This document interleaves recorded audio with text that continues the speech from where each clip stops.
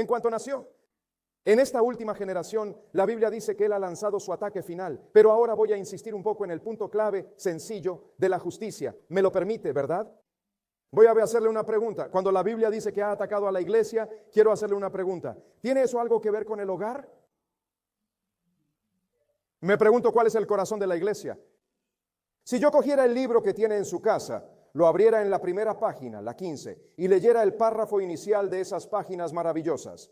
El primer párrafo de la página 15 de El Hogar Adventista dice que el corazón de la comunidad, el corazón del mundo, el corazón de la iglesia es Él. El hogar, la familia. Ahora voy a hacerle una pregunta. Si el corazón de la iglesia es el hogar, para que Satanás ataque a la iglesia, me pregunto, ¿qué es lo que significa eso? Si Satanás va a destruir la iglesia adventista, primero debe destruir el hogar adventista. Y amigos, tener el hogar adventista en la estantería no significa que tengamos un hogar adventista. Ese libro debe salir de la estantería y ser parte de nuestra vida. Verán, mis amigos, la razón por la que no hay poder en la iglesia es porque no hay poder en el hogar. Y se nos dice que esta gran obra en la última generación consiste en preparar a un pueblo listo para encontrarse con Jesús. Y si un hogar no está preparado, amigo mío, la gente nunca estará lista. Hoy miramos a nuestro alrededor y nos preguntamos ¿por qué no hay Juan el Bautista? Miramos a la generación joven y decimos, oh, la juventud de hoy es tan rebelde, aman el mundo y las cosas de este mundo. Y podríamos decir que en eso tienen algo de razón. Pero, hermanos y hermanas, la razón por la que hoy en día ya no hay más Juanes el Bautista es que ya no existen más Zacarías y Elizabeth. Hasta que podamos tener padres y madres, maridos y esposas que vivan conforme a todos los consejos de Dios de manera irreprochable. No habrá ningún Juan el Bautista, amigos míos. Así que déjeme decirle algo. El diablo hoy se dedica a destruir nuestros hogares. Y amigos míos, cuando Elías venga, ¿saben lo que va a hacer Elías? Me pregunto qué va a hacer Elías cuando venga. ¿Cree usted que Elías viene en el Evangelio de Mateo? Vayamos allí. Volveremos al Apocalipsis en Mateo 17. ¿Qué libro dije? Mateo capítulo 17. Ustedes conocen la historia. Recuerdan que Jesús está en el monte de la transfiguración. Dos hombres visitaron a Jesús en ese monte. ¿Quiénes eran? Moisés y Elías. Pedro, Santiago y Juan, arriba en la montaña, vieron a Jesús transfigurado y a esos dos hombres. Entonces le preguntaron a Jesús, ya vimos a Elías. Dijo que los escribas y fariseos dicen que Elías vendrá primero. Fíjese en cómo lo expresa la Biblia, Mateo 17. Y cuando llegue allí, fijémonos juntos en lo que dice la Biblia, comenzando en el versículo 10. ¿Está usted allí? Amén. Mateo 17, versículo 10. Este es el monte de la transfiguración. La Biblia dice en el versículo 10, y sus discípulos le preguntaron, ¿qué? ¿Por qué entonces dicen los escribas que Elías debe venir primero? Verá, en ocasiones habían interpretado mal la profecía. Algunos de ellos creían de manera literal que Elías iba a salir de la tumba y venir primero antes de que viniera Jesús. ¿Qué fue lo que llevó a aquellos judíos a pensar que eso iba a suceder? ¿Existía alguna profecía de ese tipo?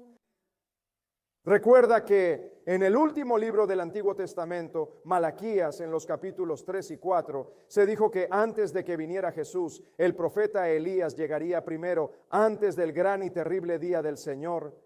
Así que sabían por la profecía que antes de la venida del Mesías, antes de la venida del Maestro Jesús, antes de que Él viniera, Elías debía venir primero. Y así dijeron, Jesús no puede ser el Mesías, porque Elías no ha venido físicamente. Y de repente vieron a Elías hablando con Jesús y dijeron, ¿de verdad es esto lo que va a ocurrir? Y Jesús dijo, no, no lo habéis entendido, Elías ya ha venido.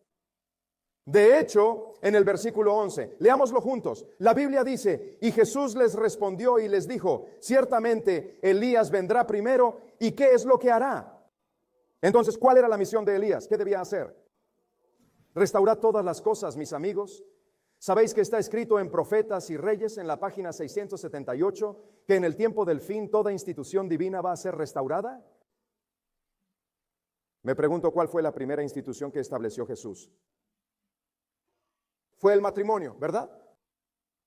Me pregunto cuál fue lo primero en lo que Jesús empezó a trabajar dentro del plan de redención.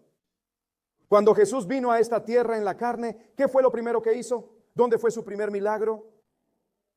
Me pregunto por qué, mis amigos. Se nos dice en el libro El Ministerio de Curación, ese maravilloso libro. Cojo el libro y leo esto en El Ministerio de Curación, página 349. Escuche lo que dice, la restauración. ¿El qué? La restauración y el ennoblecimiento de la humanidad comienzan en el propio hogar. Voy a repetirlo. ¿En dónde comienza la restauración y la elevación de la humanidad? Ahora, amigos, no, si fueran el diablo, ¿qué harían? Eso es exactamente lo que él está haciendo, ¿verdad? Ahora tienen que entender algo. Cuando vemos, no en el mundo ni en las iglesias populares que componen Babilonia, sino cuando vemos que incluso en la iglesia remanente existe un problema entre esposo y esposa, esto no es algo meramente natural, sino algo sobrenatural. Cuando vemos divorcio y adulterio, separaciones y hogares destruidos, esto es un ataque del diablo para destruir el hogar adventista y de ese modo destruir la iglesia adventista. Mis amigos lo dejan muy claro. En el hogar adventista se nos dice que a menos que el hogar pueda ser restaurado, el éxito de la iglesia depende de la influencia del hogar. Por eso se nos dice en Malaquías que cuando venga Elías hará volver el corazón de los padres hacia los hijos y el de los hijos hacia los padres. Es decir, va a restaurar el hogar. Y cuando Él eleve los cimientos del hogar, todo lo demás vendrá junto con ello. Porque la restauración y la elevación de la humanidad comienzan ahora. ¿En dónde? No acaba en el hogar, pero empieza allí. Como ve, cuando empieza en el hogar, todo lo que afecte al hogar va a afectar a la iglesia y a la sociedad. Y amigos míos, la única manera de erradicar la apostasía de la iglesia es erradicarla del hogar.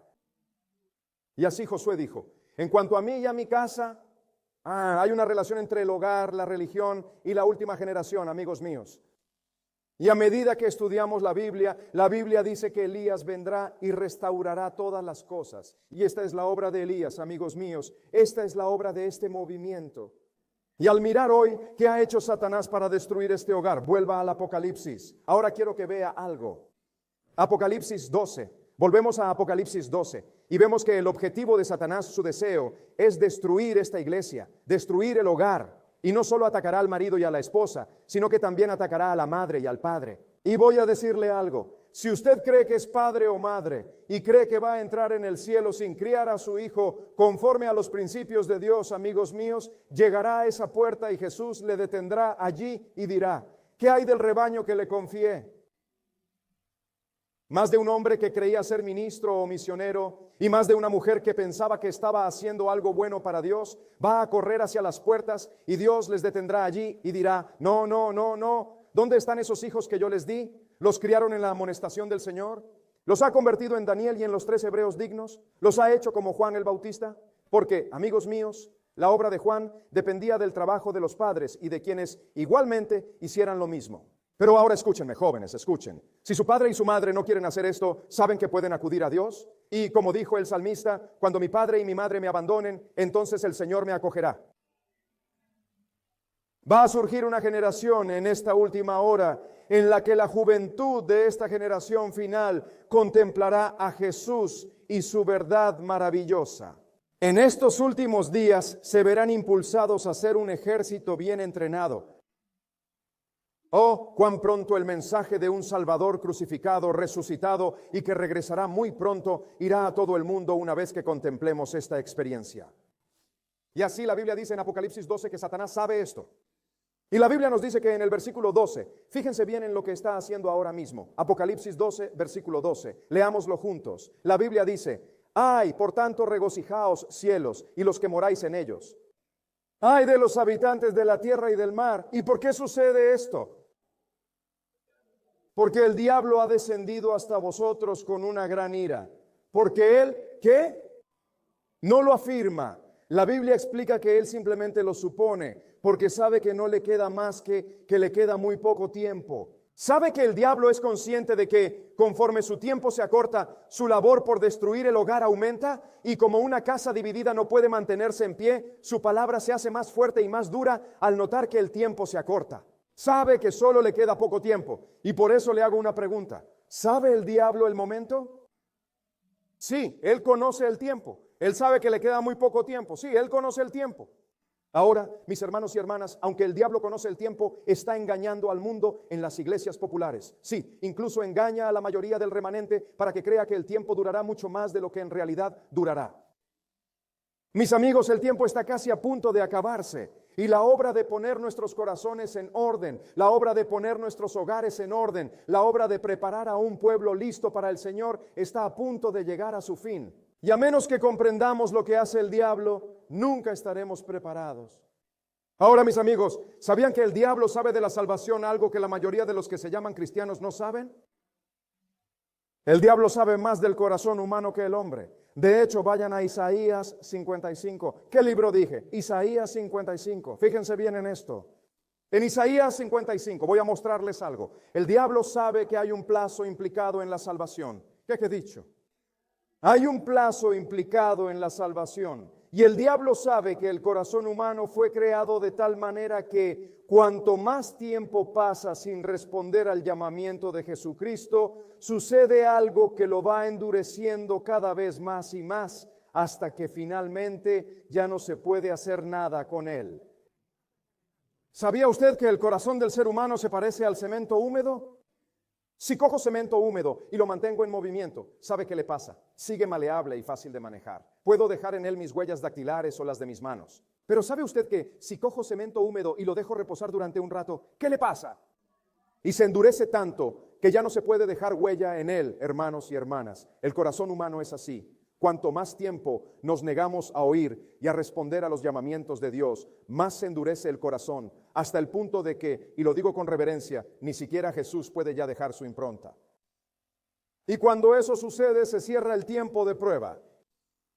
Cuando eso sucede, el corazón humano, a pesar de todo el amor de Dios, ya no puede ser conmovido ni moldeado. Y por eso Jesús dice, el que es justo, que siga siendo justo. Nos hemos quedado tan asentados en esa situación, sea correcta o incorrecta, que nada más puede cambiarnos, mis amigos. ¿Y sabe que hoy nos acercamos a ese momento?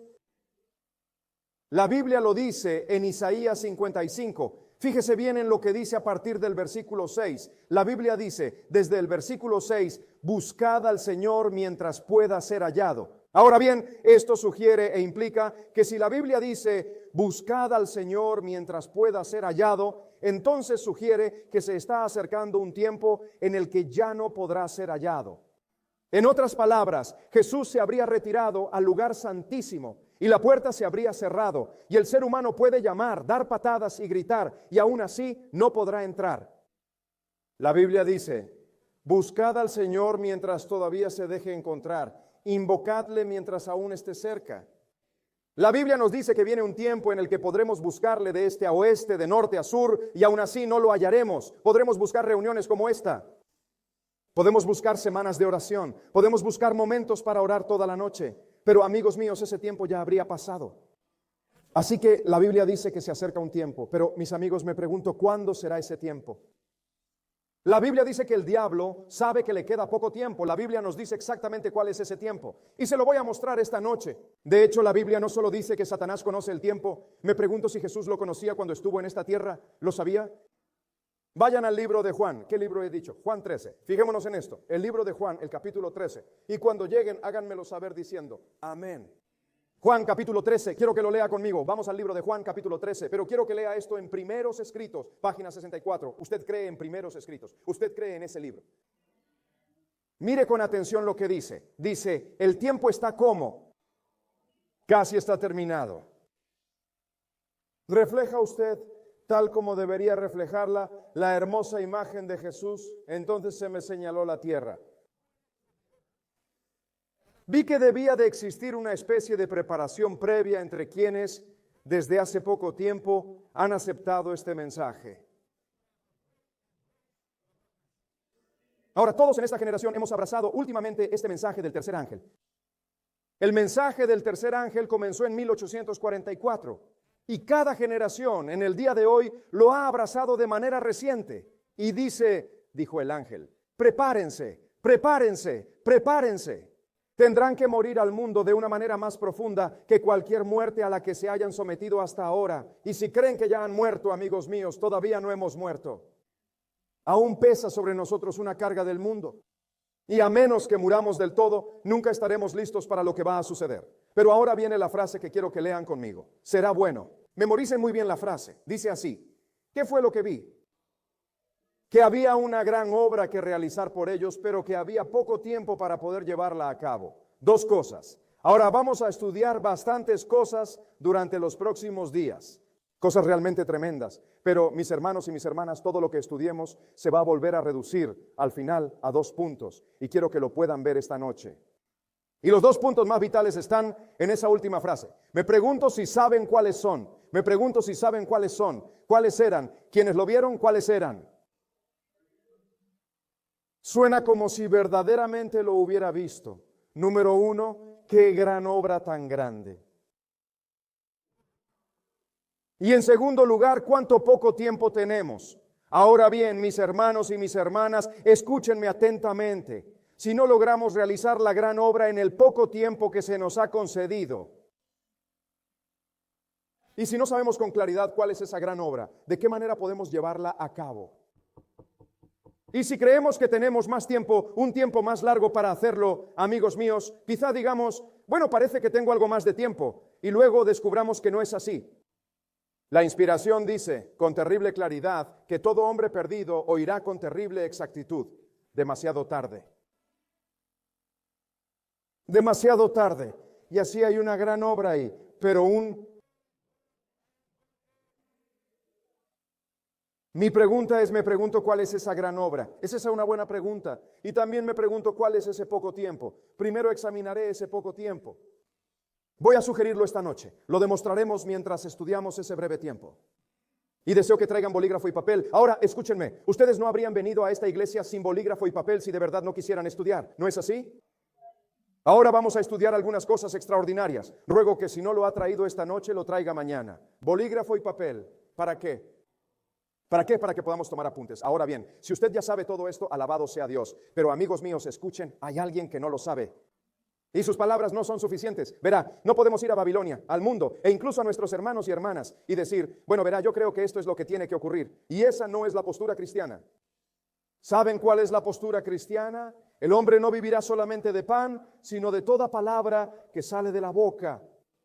¿Esa es la postura cristiana? Esa es la postura cristiana. Así que, amigos míos, si ustedes creen esto, querrán tomar nota, querrán asegurarse de que lo entienden, querrán poder compartir con alguien a partir de la Biblia cuál es la verdad. Mis hermanos y mis hermanas, vamos a ver que hay una gran obra que realizar y muy poco tiempo para llevarla a cabo. Y les dije que eso es genial. Ahora, ese poco tiempo es ya. Y querrán apuntar esto en sus notas. Solo hagan este pequeño diagrama y digan, ahora mismo, ¿qué año es? 2010. Ese es el momento actual. Y voy a poner aquí NSL. Me pregunto si alguien sabe qué es lo que eso significa. ¿Qué significa eso, por favor? Ley Nacional del Domingo. Así que aquí disponemos de un poco de tiempo desde ahora hasta que se apruebe la ley dominical. Creo que solo nos quedan unos pocos meses antes de que se apruebe la Ley Nacional de Asignación. De unos pocos meses a unos pocos años. Vamos a demostrarlo mientras estudiamos en los próximos días. Pero esto dice que tenemos poco tiempo y ese poco tiempo llega hasta la Ley Dominical Nacional. Pero existe una gran obra que debe llevarse a cabo durante ese breve periodo de tiempo. ¿Me está siguiendo?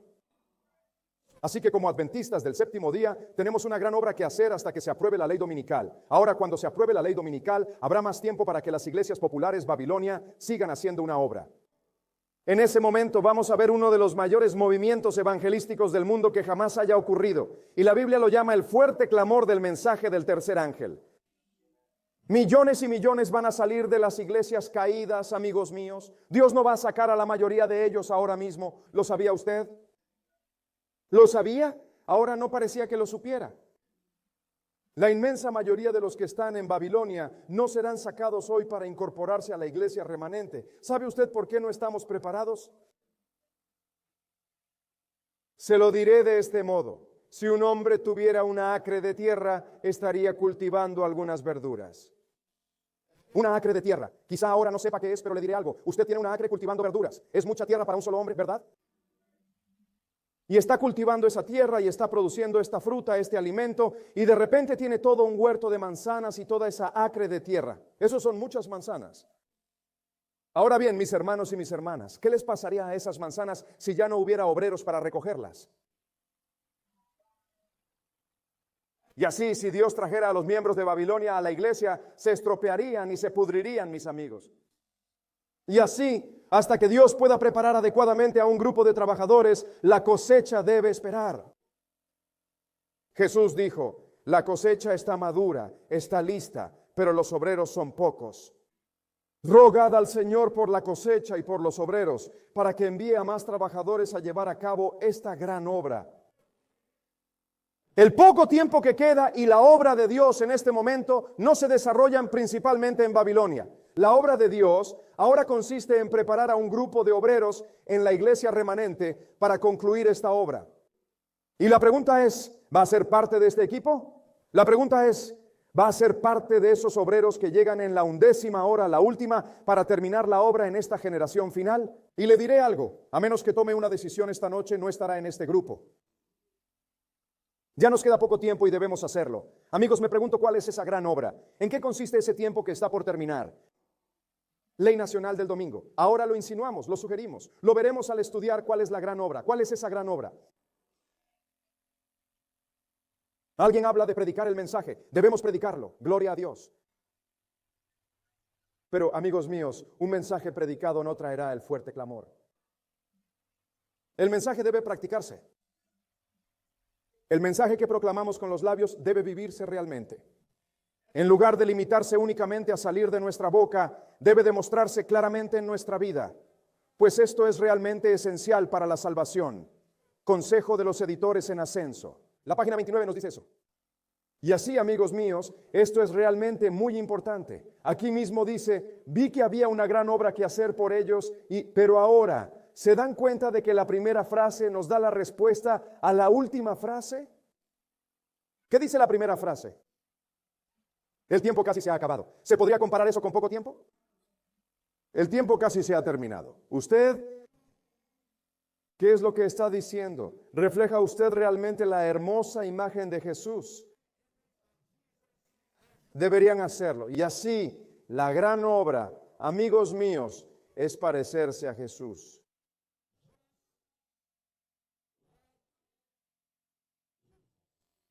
Alguien dice que esa no es una palabra grande. Me pregunto si realmente es una palabra grande.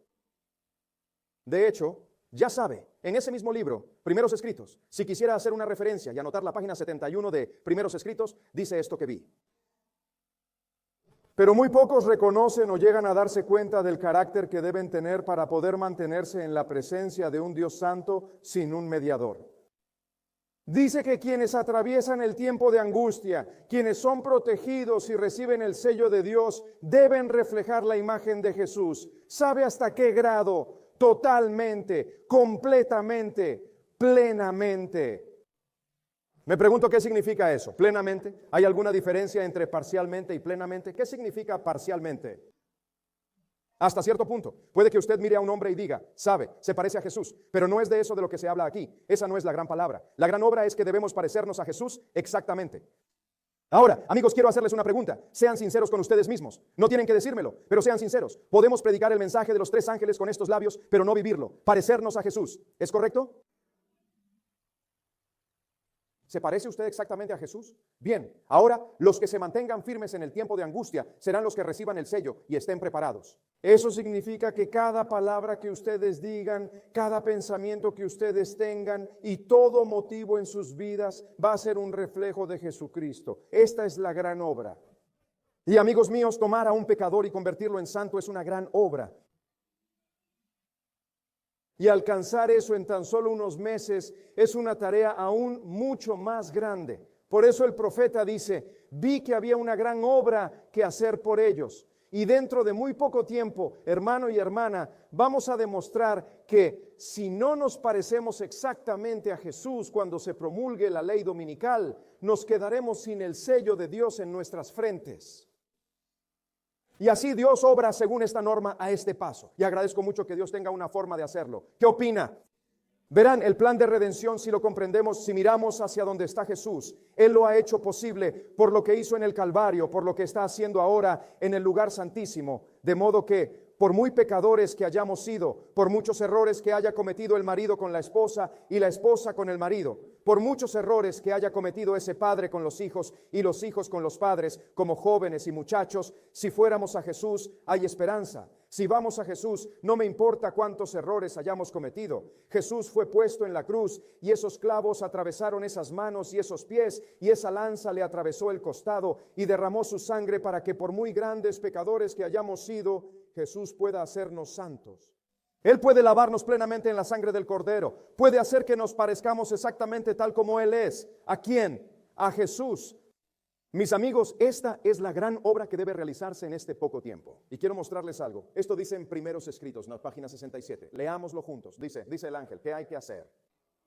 Niéguese a sí mismo. ¿Con qué rapidez debe caminar? No ir despacio. Debemos movernos con rapidez. ¿Alguna vez ha ido caminando? Recuerdo que uno ve gente en el aeropuerto todo el tiempo. Venga, entre aquí. Veo a la gente en el aeropuerto, caminan con sus hijos y si están a punto de perder el avión no dicen, bueno, voy a caminar y llegaré. ¿Sabe qué hacen? Dicen, apresúrate.